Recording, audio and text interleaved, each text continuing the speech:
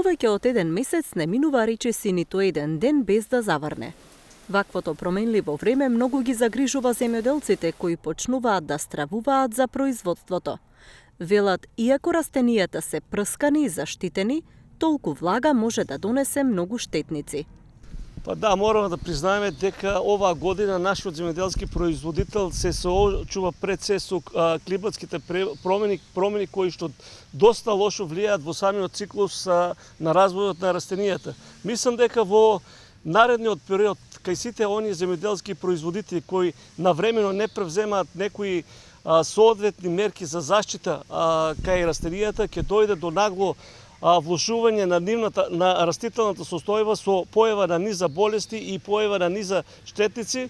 И мислам дека сите оние земјоделски производители, пак ќе потицирам, кои што пред време превзема заштитни мерки, тоа ќе се одрази пославо, додека кај оние што немаат превземено соодветни мерки, мислам дека штетите ќе бидат огромни. Велков набројува најмалку 10 болести и штетници што се погодни за ваквите временски услови, а од културите најчувствителни се доматите. Пред се од појавата на ботритис, пламеница, пепелница и појава на низа од спектар на инсекти, пред се лисната вошка ќе допинира и веќе мислиме дека е појавена тутата тука спаѓа која што знаеме веќе X години нанесува огромни штети кај производството на доматот.